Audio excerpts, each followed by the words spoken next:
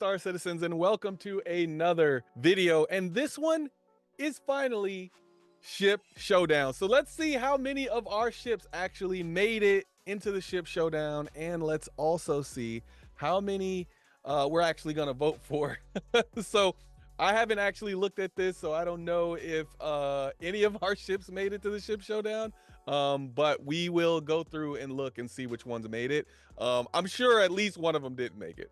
But before we get started, of course, make sure you go like, dislike, leave a comment, and subscribe, because we are giving away a ship this month that is going to be very good. And I can't talk about which ship it is, but it's going to be awesome. So yeah, and also members, you get entered, of course, even regardless of if you do any of those likes or any of that stuff, and you have a collective 25% chance to win. So if you're subscribed, hit that join button if you want to be a member. If you're not subscribed, go ahead and subscribe so you can be part of that. Yeah, let's get to the Ship Showdown. Today it is the C1 and it is the Mercury. We're not going to vote yet. We're going to look first and see who won. So the C1 made it into the freighter division. STV, the C1 and Mercury made it into the freighter division. The STV and Ursa Medevac made it into the Road Warrior division. I kind of thought the Ursa Medevac was going to make it in. So far, none of our made it in. The Pathfinder division, the 890 Jumping 600 Explorer, the Underdog division, Terrapin and Gladiator. Oh, why would they do that? Why would they put both of those in the... I don't like that they did that, but I get it. The Speed Demons, the M50 and the LX. So far, our Terrapin, the 890 Jump I'm okay with, but we didn't put that one in. The Terrapin, we did put the Terrapin in. The M50 we put in. No, we didn't do the M50, but that was on our list. The Heavy Duty division, the Vulture and the Reclaimer, the Alien division, the Sulian and Defender, and then the Run and Gun division, the F8C and F7C. So only 2 of our ships made it in, and both of them are going against each other. I guess I'll make a separate video that kind of talks about which ones of these I actually would pick. But for this video, let's just talk about the C1 Spirit and the Mercury. The C1 Spirit versus the Mercury. So I'm already going to tell you what my vote is, and we'll start it that way. My vote is for the C1 Spirit, and luckily it's winning. So as of the recording of this, 1918 versus 1110. The reason I picked the C1 Spirit is because the Mercury has a metric ton of skins. I think it has more skins than any other ship, and if it doesn't, it's in the top 5. I'm not even sure why that was selected. I think it's just a lot of Mercury fans. The Star Runner is an extremely popular ship. It's probably the most popular ship because it's not as expensive as the Carrack, and so more people own it. And it's probably the ship that most people think of when they think Star Citizen and what they want to do in the game. Most people are like, the Mercury is the start. Obviously, that's not everyone. The C1 Spirit, to me, I think if I had to pick between the 2 ships as far as which one I would own, I would take the Mercury, but it's a significantly more expensive ship. I own a Mercury. I do not own a C1 Spirit. So why did I upvote the C1 Spirit? Because again, the Mercury has a ton of skins. Remember what we're selecting here, right? So the Mercury is in need of a rework because it has too many doors and it needs a second entry point. I also think that the layout of the ship is a little weird because of how quickly intruders would be able to access your data if they actually made it onto the ship. So I do think the layout needs some work. The underground areas in the Mercury, I think, also need work. I think they need to be a little bit more useful, like put something down there that gives me a reason to go down there besides just I'm hiding stuff down there, and maybe make it to where those are, blockable, as in like I can block your access to this.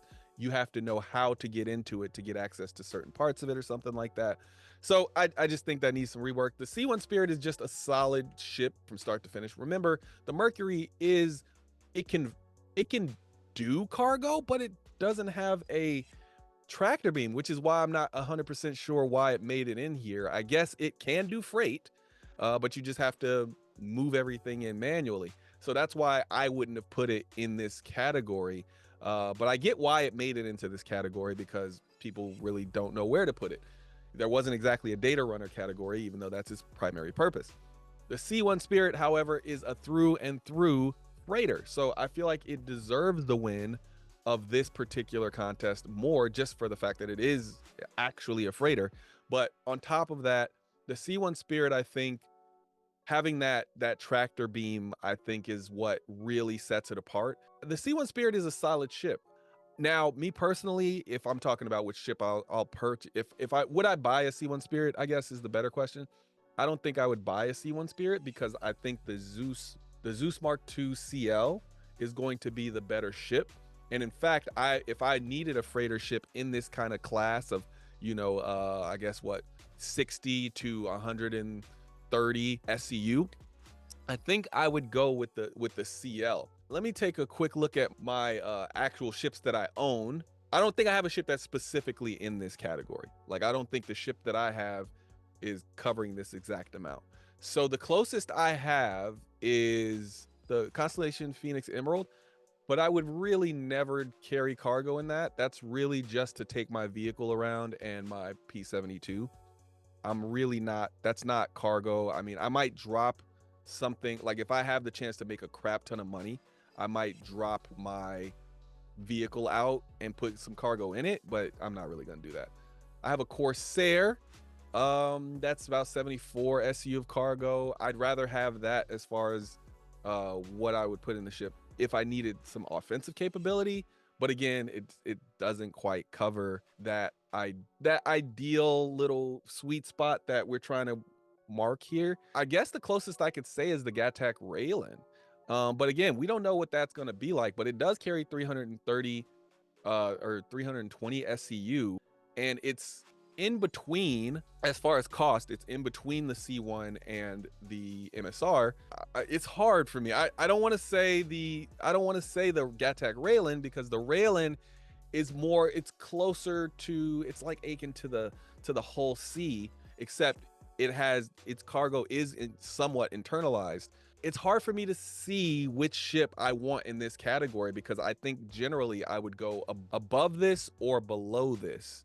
And let me give you an example, right? So I think if I'm going in like the 40s range or something like that, I'm gonna just go with, most of my larger ships have 40 plus SCU of cargo space, and I can put whatever I need into those ships.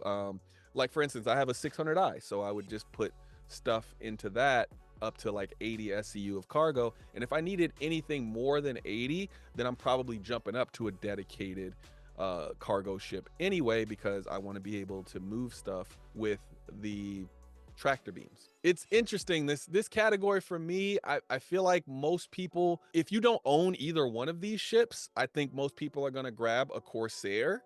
If you put the Corsair in there, I think that's the most likely one that you're going to see is, hey, like, I need a ship that's going to carry somewhere between 60 and 120 SU of cargo.